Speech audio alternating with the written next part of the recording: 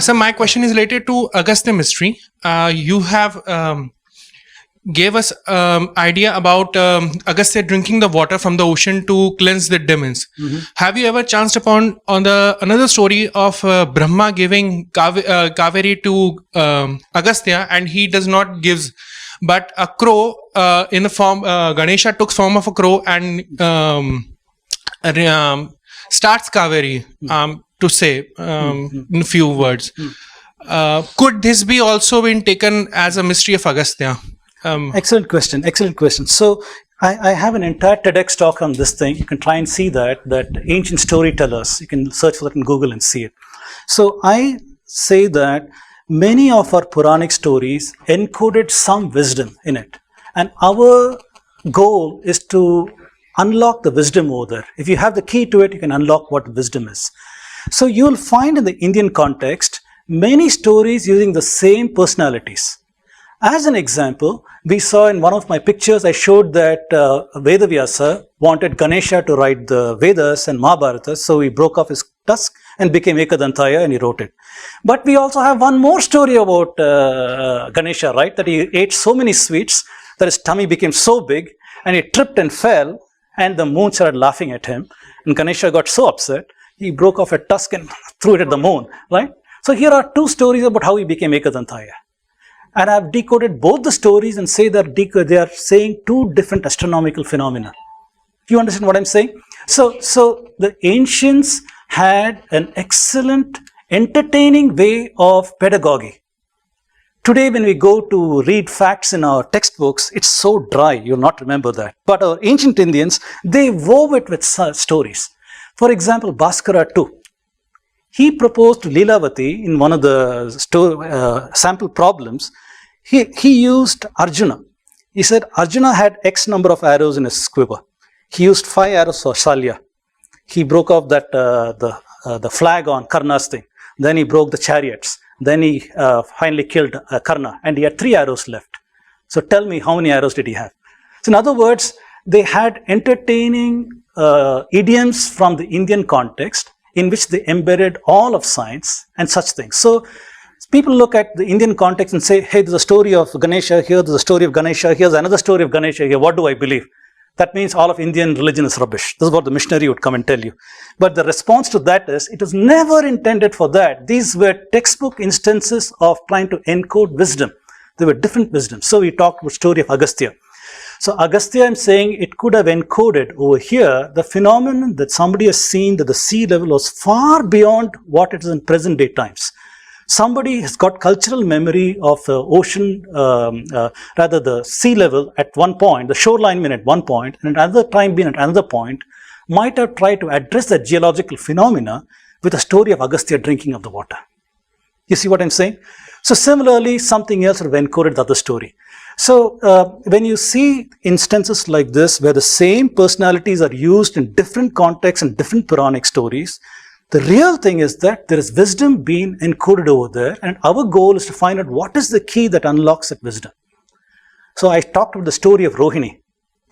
The story of Rohini is a story which says, why did Chandra love Rohini more than the other wives? Chandra married 27 daughters of King Daksha, right? Those are the nakshatras. But he's told to have loved Rohini more than the others. And his father-in-law cursed him. He said, you will die because you love one daughter more than the others. You're not paying attention to the others. Then he runs to Mahadeva and prays for a boon. Mahadeva gives a boon, say, okay, you'll wax and wane, everything will be fine. But why the story? Why did he love Rohini? So I've decoded that in that TEDx talk. And I've said that it's encoding a story of how often does the moon have an occultation with Aldebaran. Aldebaran is Rohini. And I've shown that in the ecliptic, you have got the stars that you might have from the ecliptic 3 degrees or 6 degrees away. I've shown that the moon traces a certain path. So it occults Rohini more than it does some of the other nakshatras, depending on the path that it takes over there. And I've shown a 19-year cycle over there. So in other words, our ancestors had many, many, many years of accumulated observational wisdom, and they communicated that with entertaining stories. That's the answer. You say that Indian culture is ancient, which is fine. But I'm also of the view that, it is synthetic because See, the Vedic culture is geographically limited. India is a vast country. Vedic culture centered around Saraswati, Sindhu, that area. So there should have been a time. I would like to contest you there. So No, no, you made an assumption over there, and so then that's an assumption about the limitation of geography. That's an assumption. But continue on. Yeah. So from what evidence you get in the Vedas, at least this is the geographical horizon you can get, right? However, culturally we see echoes of the Indic thought spreading across very many lands. I'll come to that. But Yeah, that is true. Continue. But whether the Vedas are composed in 7000 BC or 1300 BC, I mean, there must have been a time when these were geographically limited and then they spread. So, why is it that we are not taking up a synthetic view like all other cultures? You know, it has been a remarkable synthesis in India, and what those 5 forces you listed are actually trying to break that, long drawn out synthesis over millennia.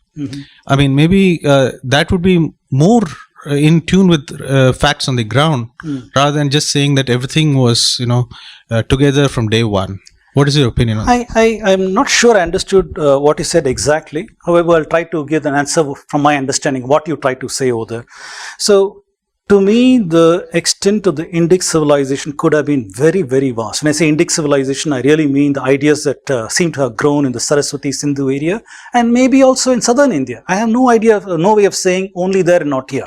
So, we see, for example, my Facebook post, I talked about the idea of Samhain, which the Celtic people had. And they seem to have observed Pitru Paksha.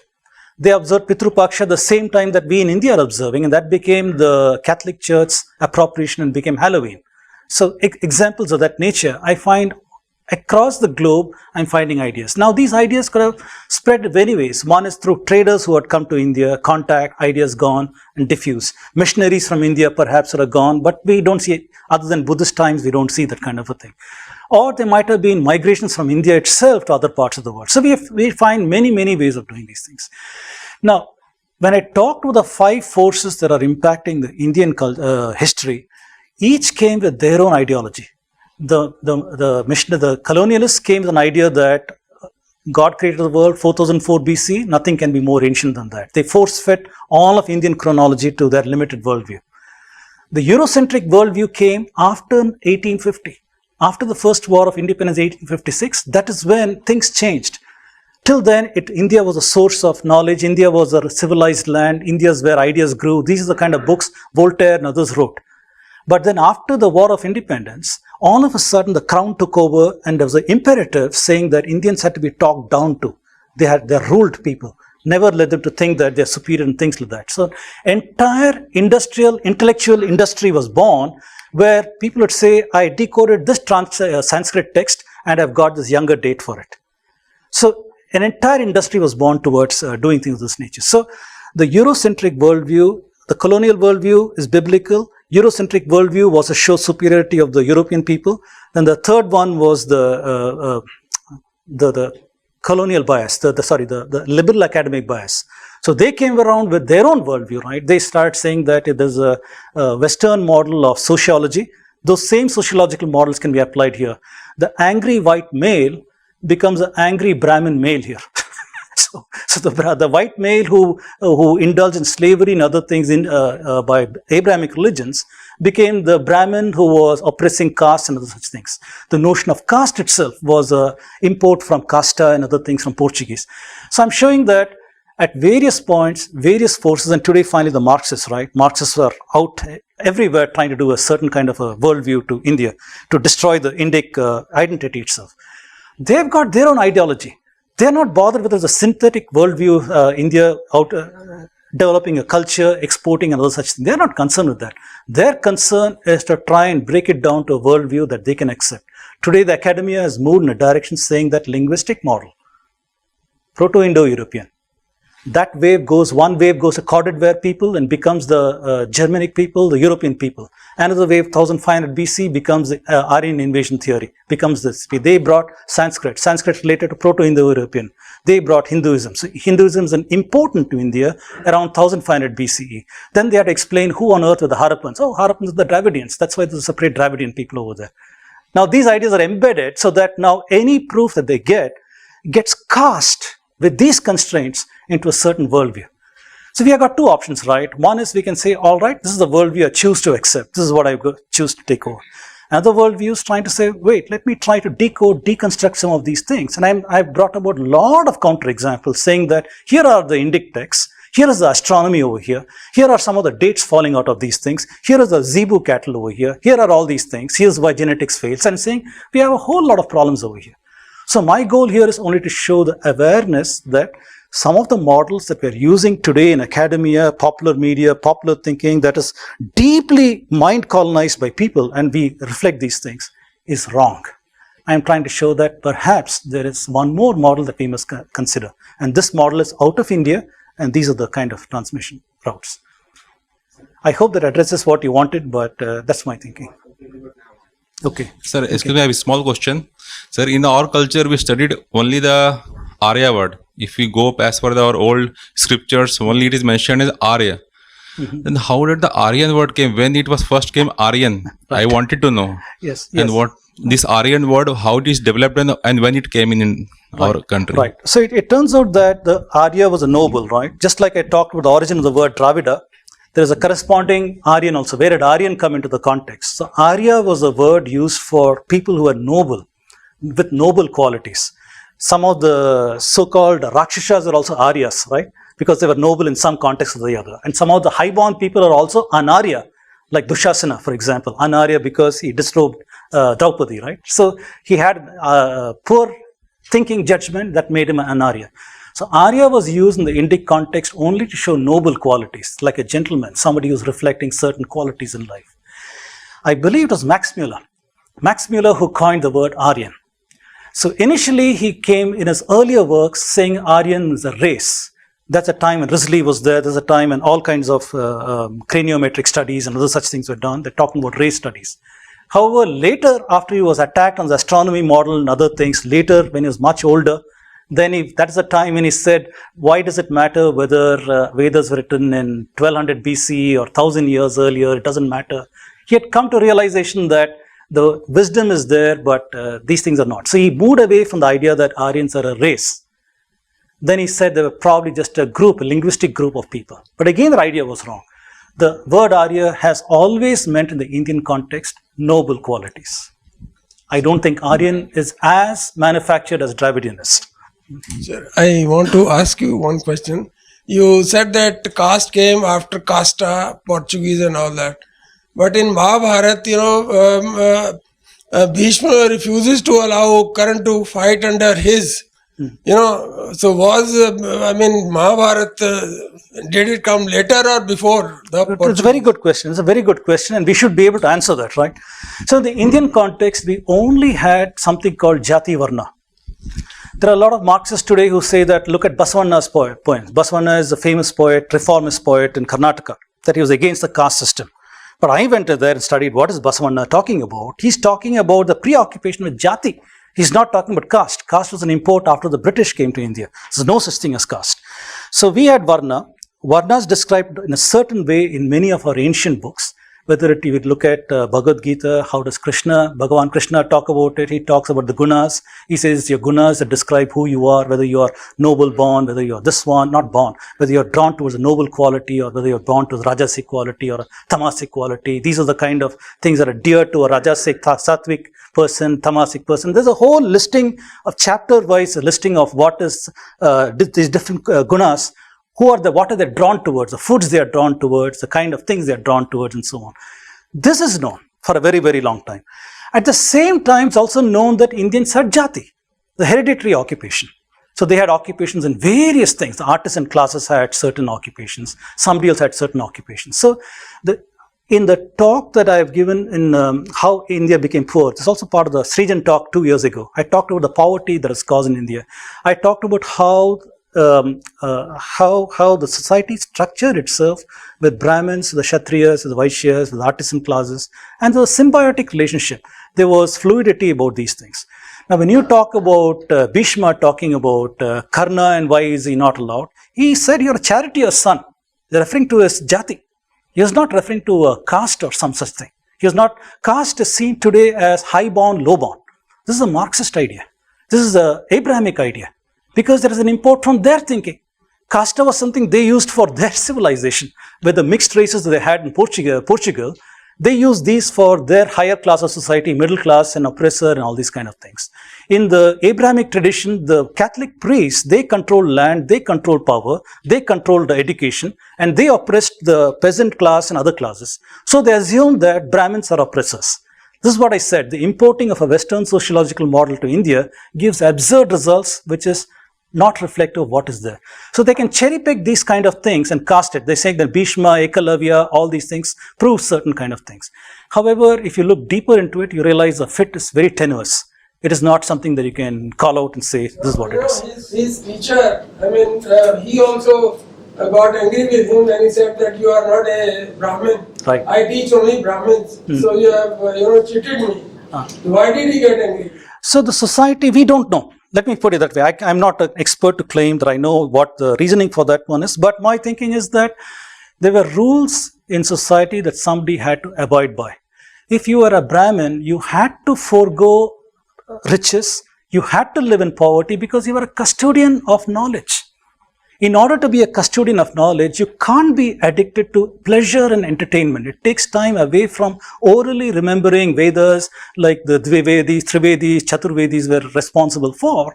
You cannot be those things if you perhaps had a lot of money which you could spend on pleasures of life and so on. There's no time to do these things. So you had to forego that in return for society's respect to you as a person who is a custodian of knowledge. The kings would honor you and so on and so forth. So society abided by certain rules for the Brahmins, certain rules for Kshatriyas, certain rules for something else. So in this case, the teacher has found that Karna has misrepresented himself as a Brahmin in order to gain certain wisdom, when in reality he was not that. That would have transgressed those social norms of those era. I don't think there was a caste, so-called caste oppression over there. I don't think so. It was a moral code that society chose to live by. Today, the equivalent is, today you got quacks that go around in some of the government hospitals wearing a white coat and pretending they're doctors and doing surgeries, but they turn out to be compounders and sweepers and things like that. And sometimes you find lorry drivers are cleaner boys. Society frowns on that. The policeman catches them, he'll say, you don't even have a license, you're a cleaner boy, you're driving the truck and you cause an accident. You see what I'm saying? There's a repercussion for allowing these people to come and do where they're not trained to do that. So in ancient India, I'm not an expert, but I'm saying they had rules. It's very clear if you read Arthashastra, there were rules. There were rules that society had to abide by. A Brahmin had to abide by. A Kshatriya had to abide by. I do not think it is right to cast them in the light of caste oppression, the way Marxists and left liberals are doing today.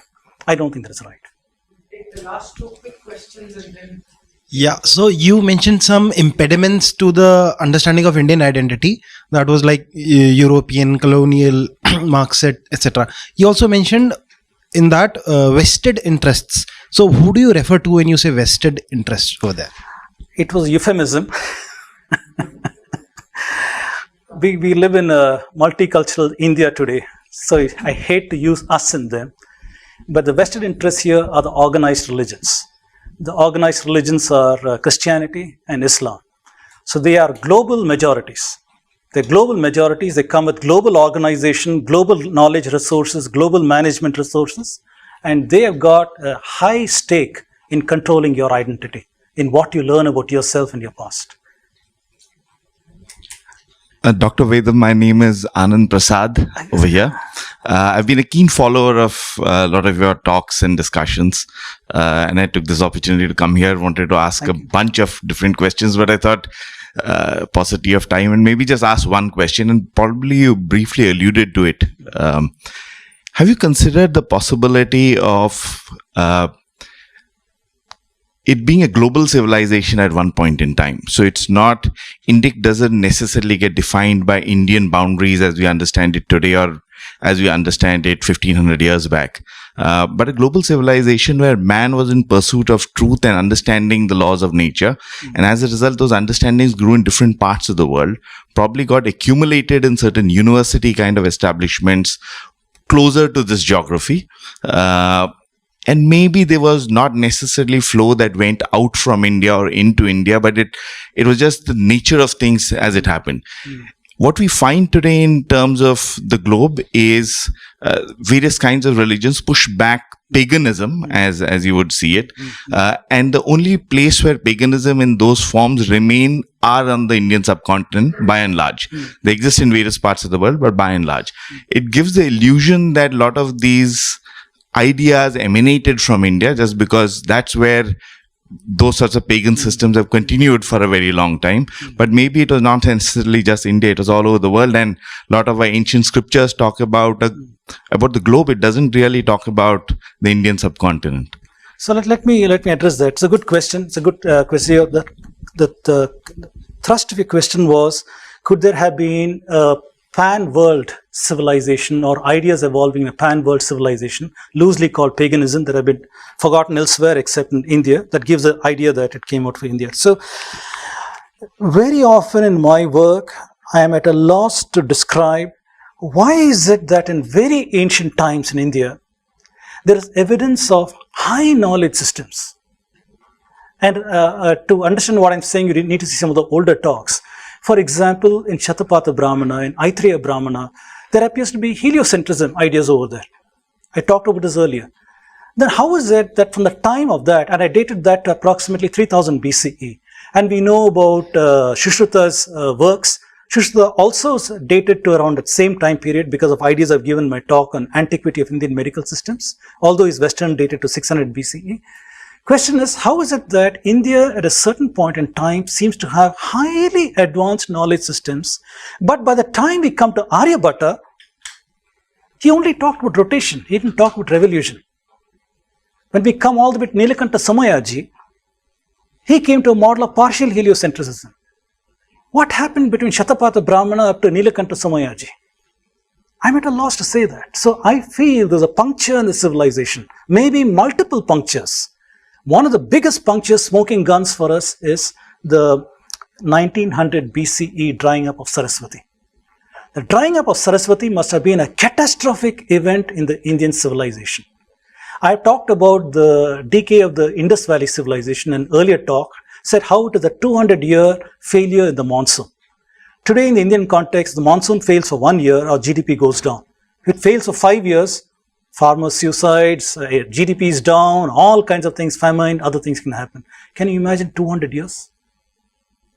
200 years of drought, 200 years of rainfall failure, monsoon failure. Rivers in southern India are all rain-fed. Can you imagine what would have happened in the south as opposed to north with some snow-fed rivers? So civilization could have survived in some points people would have migrated out, would have lost back, and things of that nature. So when I look at the data that I have, I am at a loss to explain how from the time of 3000 BCE and maybe earlier, we accumulated tremendously high degrees of knowledge in various fields, apparently having lost it all after 2000 BCE and having had to have it in pieces and snatches here and there and recover all of these things. So to address your question, I think there is something that we have to investigate further to try to see why is it that the cultures of the Celts, the cultures of the Mycenaean Greeks, the cultures of Egyptians and the ancient Indians, why do they show similarities? Why are there similarities in the Nordic stories and the Vedic stories? Why are there similarities in various parts of the world? So the belief that I have is that there was a period of time when there was a pan-world civilization that you're talking about. That's why I try to tell this gentleman that don't restrict the geography. My belief is the contact was far beyond that because our mind can't envision large periods of time. Do you remember in the archaeology, I showed the recent archaeology at the bottom of my list and I put Harappa there. We are conditioned to think that Harappa is the most ancient for us. And I showed that beyond that, there's so much more that we have. So it's like that. We cannot conceive of these very large time frames. I showed Aditi and the era of Ashwini, 7200 BC, 8000 BC in Surya Siddhanta. How do we even conceive of that much of time of observations and knowledge building up? So to me, it's not impossible. It is not improbable. It appears that Indians did accumulate wisdom. And I told other gentlemen also that Indians encoded that wisdom in Puranic stories. There appears to be evidence that different Puranic stories were incorporated at different periods of time. That evidence also appears to be there. So, yes, There could have been a time when there's commonality between world cultures because of common source of knowledge. Maybe India was that source, and catastrophic world events did happen. And my belief is that isolation could have happened around that time frame. I don't have much proof to talk about it, but it consumes my thinking a lot, why it happened. Thank you again. Thank you very much. Thank you. Thank you. Thank you. Thank you.